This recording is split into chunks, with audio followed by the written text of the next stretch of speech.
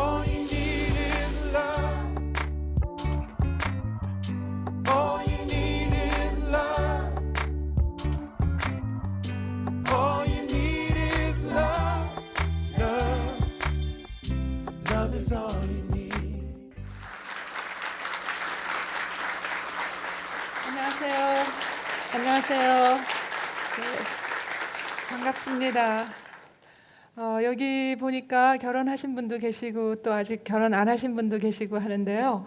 오늘 제가 이 시간 동안에는 여러분들의 결혼이 얼마나 안전한지, 그리고 또 이 결혼이 얼마나 우리한테 어떤 혜택을 주는가, 그리고 그런 혜택을 주는 그런 걸 안다면 어떻게 하면 결혼을 정말 행복하게 잘 유지할 수 있는지, 그리고 그렇게 유지했을 경우에 또 그것이 아이들에게는 어떤 또 도움이 될까 말씀을 드리겠습니다. 가트맨 박사의 그 부부 관계 개선을 하는 그런 방식을 가르쳐 드릴 텐데, 가트맨 박사라는 분은 우리가 보통 어떻게 평가를 받느냐 하면 결혼을 과학의 경지에 올려놨다, 그런 평가를 받거든요. 그렇다면 우리가 이 방법을 배워가지고 우리 결혼도 안전하게 잘 지킬 수 있는 것이 이제 오늘 강의의 핵심인데요. 보통 사람들이 생각할 때는 못 산다, 결혼 생활이 굉장히 어렵다 할 때 보통 사람들이 제일 먼저 떠오르는 게 성격 차이 때문에 못 산다 하는 그런 이야기 많이 듣잖아요. 보통 매스컴에서도 뭐 유명한 연예인들이 이혼을 한다고 그러면 제일 이혼 사유 1위 늘 성격 차이라고 하는데, 사실은 그 가트맨 박사의 연구 결과, 38년 연구 결과에 의하면 성격 차이 때문에 이혼하는 거는 절대 아니라고 합니다. 그러면 무엇 때문에 이혼을 하는가 하고 가트맨 박사님이 연구를 해보니까 그 이혼의 그 가장 큰 이유는 싸우는 방식 때문에 이혼을 한다고 그러거든요. 그래서 그 싸우는 방식을 우리가 이혼하는 방식이 아닌 관계를 좋게 하는 방식으로 한다면 누구라도 관계의 달인이 될 수 있고, 누구라도 행복한 결혼 생활을 할 수 있을 뿐 아니라 그거를 오랫동안 유지하고 그 결혼 관계 속에서 같이 성장을 할 수가 있게 됩니다. 첫 번째는 그렇게 행복한 결혼을 오래 유지하려면 서로가 부부가 우정을 잘 지키는 그 우호감 증진 기술이라는 게 있거든요. 그러니까 서로가 서로에 대해서 잘 안다든지, 그리고 서로가 그 호감과 존중을 자주 느끼고 표현한다든지, 아니면 상대가 말을 걸어왔을 때 다가가는 대화를 한다든지, 이런 것들이 참 굉장히 단순하고 알고 보면 굉장히 쉬워요. 그런데 이제 그렇게 우호감을 쌓는 기술이 굉장히 필요하다는 거죠. 관계를 건강하게 지키려면. 그러고 난 다음에는 또 아무리 친한 사이라 하더라도, 저희 부부도 마찬가지지만 어느 부부나 서로 다른 환경에서 또 다른 유전자와 다른 뭐 성격과 다른 여러 가지 그 가치관을 가지고 살아왔기 때문에 다름이 있을 수밖에 없거든요. 일단 먼저 우리가 행복하게 살려면 이혼으로 가는 길부터 차단을 해야 되죠. 그래서 먼저 이혼으로 가는 그런 지름길 4가지를 먼저 아주 간단하게 말씀을 드릴게요. 그 중에 첫 번째가 뭐냐 하면 비난식의 말투입니다. 말투예요. 그러니까 말하는 방식. 당신은 도대체 어떻게 된 사람이, 이렇게 나가면 그 나머지 말은 들을 필요도 없습니다. 거기다가 도대체 왜 라든지, 아니면 당신은 항상 그래, 당신은 언제나, 결코, 늘, 이런 말이 들어가게 되면 그 내용이 상관이 없이 듣는 사람으로 하여금 당신은 문제가 있다, 그리고 그 문제는 고치지 않을 것이다, 이런 그 인상을 풍기게 되면서 공격을 받는 느낌이 들거든요. 두 번째 이혼으로 가는 지름길, 두 번째 방식은 뭐냐면, 이렇게 공격을 받으면 자기를 방어하고 싶어 하거든요. 화살이 날라오니까 갑옷으로 맞고 싶은데, 그 방어투의 말투 역시도 이혼으로 가는 지름길인데요. 어떤 게 이혼으로 가는 그 방어투의 말투냐 하면, 당신은 도대체 어떻게 된 사람이 뭐 어쩌고 저쩌고 얘기를 하면 그러는 당신은 이제 이렇게 나가는 게 방어투의 말입니다. 당신은 뭐 화날 때 당신도 그러더라 라든지 내가 뭘 잘못했다고 그래 이런 식으로 마치 그 나는 아무 잘못이 없는데 문제를 제기한 당신이 바로 문제다 이런 식으로 이제 역공을 하거나 책임을 회피하는 것을 우리가 방어라고 하는데 이 정도 말을 가지고도 이혼으로 갈까 하고 좀 궁금하신 분이 계실 거예요. 그런데 진짜 이렇게 이런 아까 그 비난투의 말을 거기다 이제 방어투의 말로 받아치게 되면 그 다음에는 싸움이 제자리에서 뱅글뱅글 돌면서 같은 말 되풀이하고 서로가 더 강한 말로 공격을 하게 되고 방어를 하게 되고 이제 이렇게 되면서 싸움이 아주 지겨워지거든요. 나중에 이제 싸우지도 않게 되죠. 세 번째는 정말 나쁜 건데 네 가지 중에서 제일 나쁜 거가 경멸입니다. 나는 당신보다 더 우월하고 당신은 나보다 더 못하다 혹은 어리다 아무것도 모른다 이제 이런 식의 그 말투인데요. 어떤 게 바로 경멸투의 말투냐 하면 상대가 말을 할 때 뭐 어쭈 이러는 거 있죠. 아니면 이 새 대가리야 뭐 이런 말을 한다든지 아니면 뭐 어이 뚱보 아줌마라든지 혹은 또 주제 파악이나 하시지라든지 아니면 흥 꼴에 잘난 척은 바로 이런 식의 말이 상대보다 내가 더 지적으로나 혹은 인격적으로 어떤 경우에는 뭐 그 종교적으로 내가 더 우월하고 당신은 나보다 모르거나 못하다 하는 그런 이제 식의 말인데요. 말을 들은 사람이요 4년 안에 감염성 질병에 걸릴 정도로 이렇게 나쁘대요. 그러니까 그 정도로 아주 관계를 망치는 독이 굉장히 강한 거예요. 예, 그런데 어떤 때는 우리가 경멸을 말 한마디도 안 하고도 할 수 있거든요. 어떻게 하는 게 말 안 하고 경멸하는 거냐면 상대가 얘기할 때 이렇게 눈을 굴리면서 왼쪽 입술 반만 피식 웃는 거 있죠. 예, 반만 피식 웃는 것도 역시 경멸입니다. 예, 말 같은 소리나 해라 이제 말은 안 하지만 속으로 그러는 거죠. 이게 이제 관계를 가장 망치는 거고요. 그 다음에 네 번째가 말 안 하는 거예요. 그냥 담쌓기라고 하는데 상대가 방에 있어도 마치 없는 사람처럼 취급하는 것이 담쌓기입니다. 그러니까 말을 거는데 쳐다보지 않거나 아니면은 뭐 신문을 보거나 그냥 컴퓨터나 테레비를 본다든지 아니면은 그냥 말하는데 휙 나가버린다든지 아니면 전화하는 도중에 전화기를 툭 꺼버린다든지 이런 것들이 바로 담쌓기인데요. 담쌓기 역시도 이혼으로 가는 지름길 4개 중에 하나예요. 근데 그 중에서도 특히 제일 정말 아까 그 3분만 보면 이혼으로 간다 할 정도로 가장 그 정확하게 아주 빠른 시간 안에 이혼으로 가는 방법을 예측할 수 있는 것은 아내의 크고 격한 소리인데 특히 말을 시작할 때부터 벌써 크고 격한 소리로 시작을 하게 되면 97% 이혼으로 간다고 해요. 그러면 어떤 사람들이 그럴 거예요.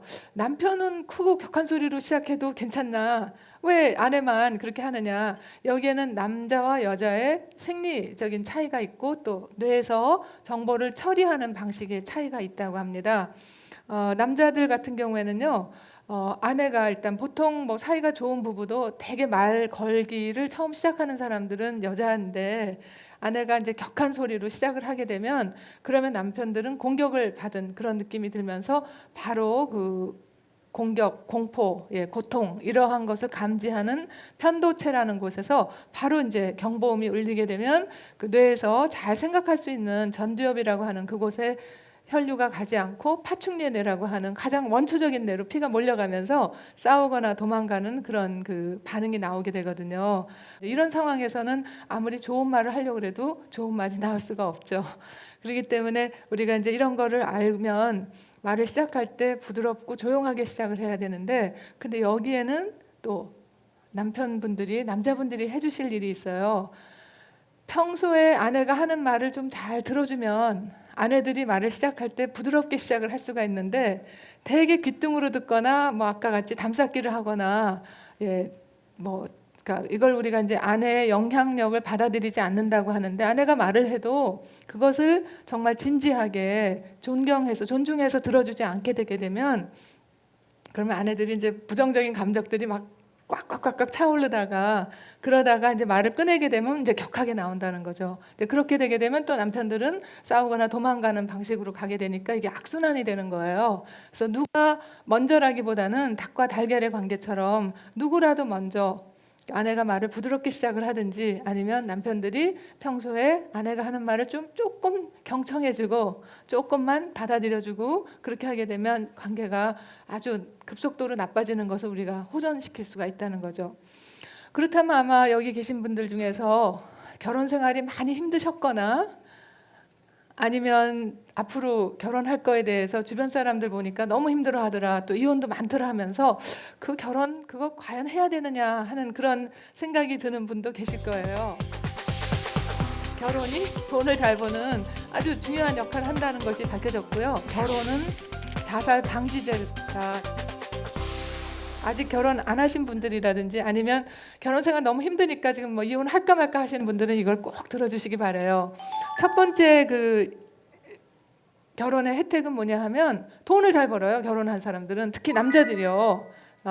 결혼한 남자들은 같은 동일 조건에서 말하자면 학력이나 직업이나 수입이나 나이나 경력이나 동일 조건에 혼자 사는 남자들, 그리고 혼자 사는 이유가 독신이건 혹은 이혼이건 혹은 동거인이건 사별이건 간에 이유 불문하고 혼자 사는 사람들에 비해서 봉급 상승률이 평균 10%에서 40%가 더 높다고 합니다.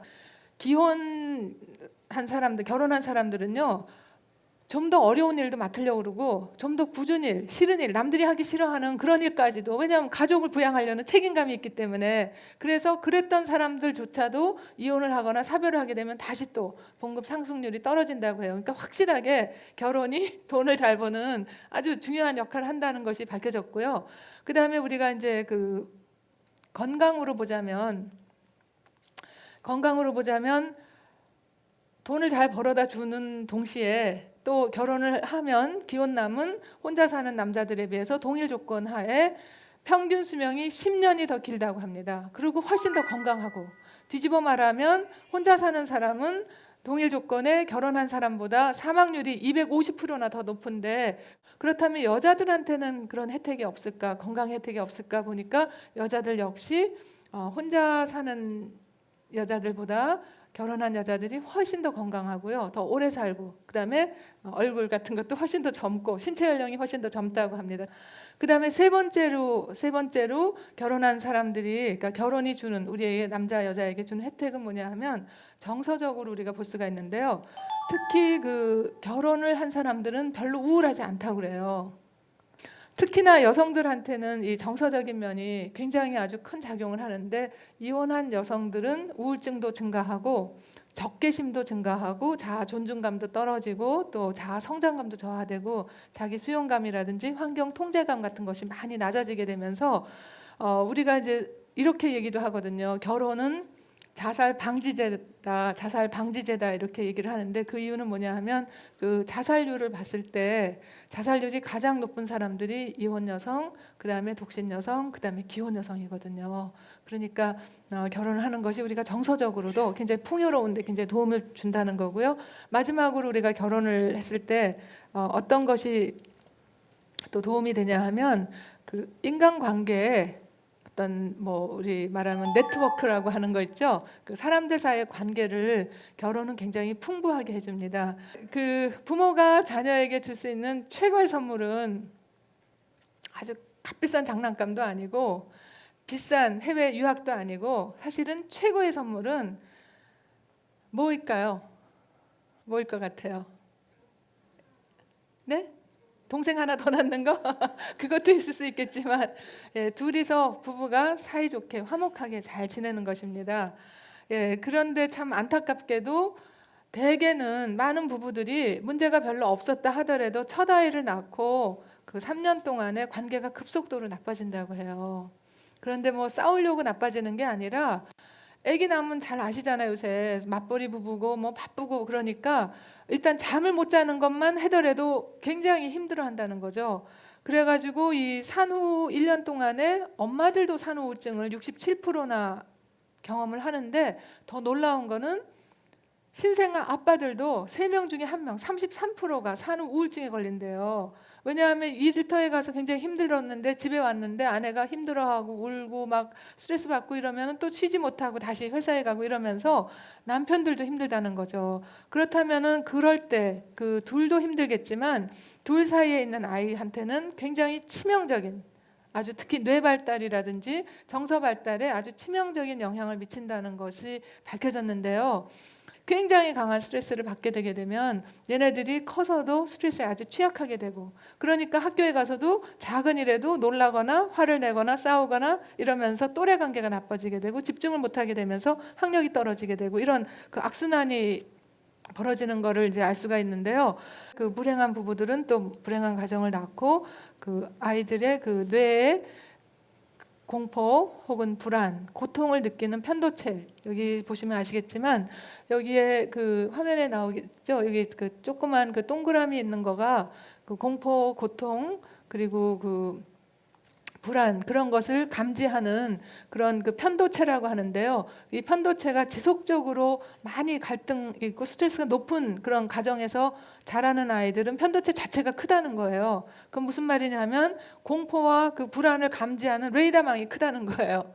그러니까 다른 아이들은 학교에 가서 즐거운 거를 보고 어떤 그 행복한 생활을 할까, 이런 것에 애들이 관심 있는가 하면, 집안에서 많이 갈등 속에 있던 아이들은 오히려 그 놀라고 무서웠고 이런 것부터 먼저 감지가 된다는 거죠. 그러면 해결책이 없느냐? 해결책이 있습니다. 해결책이 있고 빨리 할수록 더 좋아요. 그러니까 여기 아직 결혼 안 하신 분들이라면 신혼 뭐 아니면 예비 부부, 그런 부부한테도 괜찮지만 특히 출산을 앞둔 그런 그 출산 부부들한테 단 이틀 교육을 했는데, 이렇게 뭐 아까 그 우호감 증진하고 갈등 대처 기술하고 그리고 감정 공감하는 그런 기술을 이틀 동안만 교육을 했는데도 불구하고 3개월 후에 6개월 후에 가보니까 부부도 행복하게 살고 이혼율도 감소가 87% 됐을 뿐 아니라 그 아기가요, 3개월 된 아기가 훨씬 더 많이 웃고 놀라도 빨리 진정을 하고, 그리고 언어 발달, 정서 발달, 사회성 발달, 지적 발달이 다 그 교육을 받지 않은 부모의 아이들보다 훨씬 더 잘 발달되고 있다는 걸 알 수가 있었거든요. 그래서 우리가 그 부모가 자녀에게 줄 수 있는 최고의 선물이 바로 그런 뭐 큰 집을 물려주는 것도 아니고 또 비싼 학원에 보내는 것도 아니고 정말 사이가 좋게 잘 지내는 것, 그것이 바로 행복하게 지내는 것이 부부에게도 건강하고 오래 살고 또 돈도 많이 벌고 그리고 행복하겠지만 자녀에게도 줄 수 있는 최고의 선물이라는 거죠. 장점을 찾아주는 거예요. 하루에 대략 6분 정도만 시간을 들이면 긍정성을 충분히 쌓을 수 있다고. 그래서 그 관계 기술을 제가 아까 그 아주 간단하게 몇 가지만 가르쳐 드리겠다고 했는데요. 우호감 쌓는 기술, 그다음에 감정 공감 기술, 그리고 갈등 관리 기술인데요. 무엇보다도 중요한 게 뭐냐 하면 평소에 그냥 작은 일로, 그렇게 뭐 대단하게 무슨 뭐 이벤트를 열어주고 무슨 큰 선물을 주고 그럴 필요가 없다는 거예요. 평소에 그냥 작은 일로 긍정성을 많이 쌓는 것, 그것이 우호감을 쌓는 기술입니다. 갈등이 있을 때, 서로 의견이 다를 때, 굉장히 속이 상하고 화가 나고 이랬을 때, 그때 바로 그게 바로 위력을 발휘합니다. 근데 만약에 그 평소에 그런 긍정성이 충분히 쌓여 있지 않으면, 그러면 그 조그만 문제가 있을 때, 뭐 오해가 있을 때, 화가 났을 때, 혹은 의견이 다를 때 이게 이제 크게 터지게 되면서 회복이 잘 안 되는 거예요. 그러니까 평소에 작은 일을 자주자주 하는 것, 하루에 대략 6분 정도만 시간을 들이면 긍정성을 충분히 쌓을 수 있다고 그래요. 저도 그렇게 실천을 하거든요. 저는 무엇으로 6분을 지내느냐. 아침에 일어나면 저희 남편 다리를 한 3분 정도 주물러 주면서 오늘 어떤 스케줄이 있는지, 몇 시에 들어오는지, 누구를 만나는지 물어봅니다. 그리고 저희 남편은 돌아오면 저가 뭐 작업을 하고 있거나 그러면 어깨를 한 2분 정도 주물러 주면서 또 오늘 뭐 제일 힘든 일은 뭐였는지, 제일 좋았던 일은 뭐였는지 그런 거 나누는데, 실제로 어깨를 1번, 2번, 3번, 4번 주물러 주는 게 다 그게 긍정성을 높이는, 그래서 이게 빈도수가 되는 거예요. 그러니까 큰 거를 뭐 비싼 거를 뭔가 대단한 거를 뭘 하려고 할 것이 아니라 그렇게 어깨를 주물러 준다든지 다리를 마사지 해준다든지 같이 그날 있었던데, 아니면 커피 한 잔 타줘도 고맙다 그러고 눈 잠깐 찡긋하는 거, 그런 것들이 다 바로 긍정성을 쌓는 그런 그 방법입니다. 그러니까 그렇게 어려운 게 아니라는 거죠. 누구라도 할 수 있다는 거죠. 긍정성만 쌓으시면 돼요.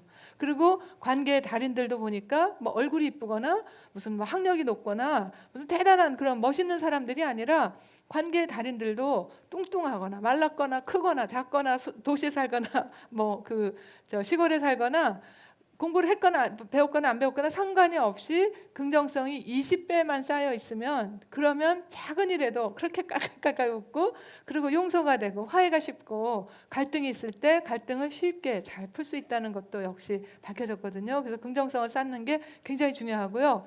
여러분들이 바로 오늘부터 바로 실천하실 수 있는 것도 있어요. 또 그게 뭐냐 하면 장점을 찾아주는 거예요. 앉아서 적어도 만약에 그동안에 이런 걸 하지 않으셨다면 최소한 50가지 정도는 찾아서, 맨 처음에 시작은 좀 말하자면 우물물이 바짝 말랐으면 바가지 하나 넣어갖고 이게 우물물이 안 나오거든요. 두 바가지도 안 돼요. 한 뭐 이렇게 양동이로 2번 정도 해야지 이게 우물물이 확 올라오는데, 그렇게 되려면 적어도 한 장점 50가지 정도 찾아주는 것이 굉장히 필요하게 되고, 이거는 아마 해보시면 바로 그 효과가 나타나기 때문에 이 위력을 아실 수 있을 거예요. 장점 찾는 거. 그 다음에 이제 그 우호감 쌓는 기술 중에 세 번째가 대화법인데, 이 대화법은 그렇게 어려운 게 아니에요. 이렇게 원리만 아시면은 정말 간단한데, 첫 번째 그러니까 이제 배우자가 말 걸기를 하잖아요. 말을 걸어왔을 때 그 대답하는 방식이 3가지가 있다고 그러거든요. 그 반응하는 방식이.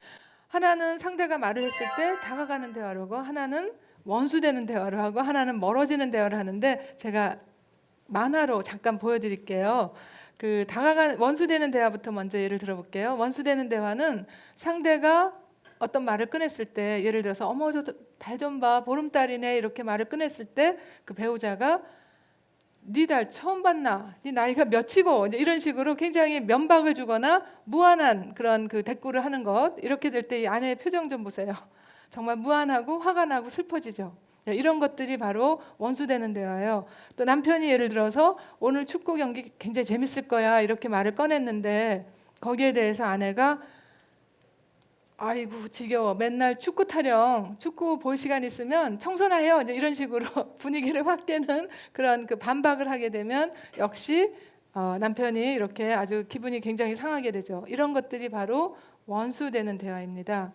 멀어지는 대화는 어떤 거냐 하면, 상대가 어떤 말을 꺼냈을 때 그 말과 전혀 상관없는 딴소리, 딴말 하는 것이 멀어지는 대화인데, 예를 들어서 남편이 회사 갔다 와서 배고프다, 먹을 것 좀 없어, 그리고 말을 걸었는데, 거기에 대해서 아내가 대꾸는 안 하고 오히려 아이한테 너 숙제 다 했니? 컴퓨터 꺼라, 이런 식으로 이제 딴 얘기할 때, 그럴 때 남편이 듣기는 굉장히 머쓱해지고 정말 마음이 멀어지게 되죠. 다가가는 대화는 어떤 거냐 하면, 상대가 얘기를 했을 때요, 그 상대에 대해서 그 잘 들어주거나 공감을 해주거나, 혹은 이해를 해주려고 그 배려를 해주는 그런 것들이 이제 다가가는 대화인데, 예를 들어서 그 아내가 요즘 너무 지치고 힘들다, 그렇게 말을 꺼냈을 때 거기에 대해서 남편이 잘 들어주고, 정말 힘들지, 내가 보기에도 지쳐 보이는데, 이 정도만 말을 해도 이게 바로 다가가는 대화예요. 여기 좀 보세요, 얼마나 마음이 가까워지는가. 이렇게 가까워집니다.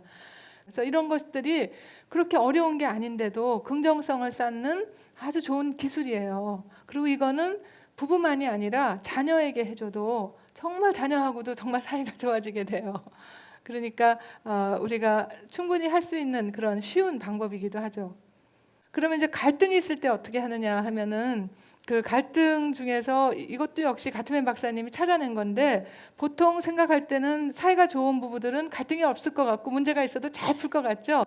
그런데 어느 부부나 풀리지 않는 문제가 많답니다. 어느 정도 많으냐 하면 69%나 풀리지 않는데요. 싸우든 안 싸우든 이혼을 하든 안 하든. 그래서 그런 그 풀리지 않는 문제들을 우리가 영속적 갈등이라고 하는데, 그 영속적 갈등을 풀려고 하는 것이 목표가 아니라 그걸 잘 관리를 할 수 있으면 돼요.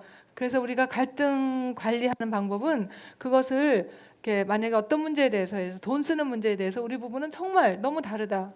혹은 또 부모님 모시는 입장에 대해서 우리는 이거 도저히 이거는 이제 양보와 타협이 안 된다 이렇게 생각이 되고 그 말만 나왔다 하면은 계속해서 싸우게 된다면 하는 방법이 있는데 그걸 두 타원 방식이라고 그래요. 원을 두 개를 만드는 거예요. 타원을 두 개를 해서 그 가운데 타원 속에는 작을수록 우리가 이것만큼은 내가 도저히 양보가 안 된다 하는 그런 것은 작을수록 좋습니다. 한 가지나 두 가지 정도, 예, 그 정도를 가지고 거기에 그런 내가 이게 정말 양보와 타협이 안 되는 그 사연을 얘기를 하면 돼요. 어렸을 때 뭐 이런 고통이 있었고 혹은 내가 이런 생각을 가지고 그리고 그 상대는 그것을 비판하거나 흥하고 거부하거나 하지 않고 잘 들어주면 돼요. 그러고 나면 그 다음에 순서를 바꿔가지고 다시 또 그 상대도 거기에 대해서 그 문제나 혹은 또 다른 문제에 대해서 자기가 도저히 양보가 안 되는 거는 가운데 작은 원 안에 넣어가지고 내가 이 문제만큼은 내가 양보가 안 되는데 또 거기에는 어떤 사연이나 상처나 뭐가 있을 거예요. 그래서 그거는 건드리지 않고 그건 대부분 받아주고 그 대신 큰 원 안에는 양보와 타협이 되는 가능인 한 거 뭐라도 좋아요. 많을수록 좋아요. 큰 원 안에는. 그래서 그거를 다 적어 놓은 다음에 그 중에서 둘이서 그래도 양보 타협이 제일 잘 되는 거 아무거나 하나만 가지고 이야기를 해보면 놀랍게도 이제까지는 말만 나오면 그냥 서로 다투고 했던 그런 것들이 그 양보 타협이 안 되는 거를 작은 원 안에 넣어놓고 그 다음에 거기에 대한 사연을 듣게 되면 이해가 되고 공감이 되고 혹은 적어도 내가 마음이 화가 나진 않거든요. 이해가 되기 때문에 그 사람이 그럴 만한 사연이 있었구나. 그게 중요한 거예요. 그걸 서로 알게 되면 오히려 더 깊이 서로가 정말 가까워진 느낌이 들고요. 정말 이 사람밖에 없다 하는 그런 생각이 들어요. 그래서 이제 그것이 아주 갈등, 특히나 절대로 풀리지 않는 69%의 갈등을 다루는 방법 중에 하나이고 해보시면 정말 도움이 많이 됩니다. 오늘 뭐 길게 제가 짧은 시간 안에 다 전달은 못했지만 여러분들이 그 몇 가지 제가 말씀드린 것만 하더라도 여러분들 그 결혼 생활의 질이 달라지게 되고요. 그리고 여러분들이 행복해지면 아이들의 표정이 달라져요. 그리고 아이들이 정말 행복해지고 그래서 더 많은 사람들이 더 많이 행복해지기를 바랍니다. 수고 많으셨어요. 감사합니다.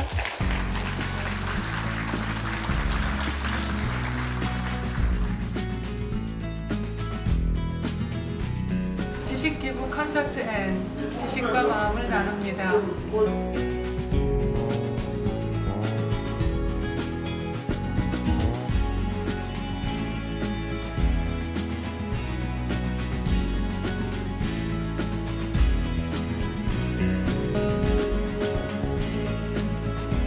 확신이 생긴 것 같아요. 결혼을 해서 저 조금 더 행복해질 거라는 그런 어떤 생각이 들었어요. 꼭 알아야 할 지식 지식 기부 콘서트 앤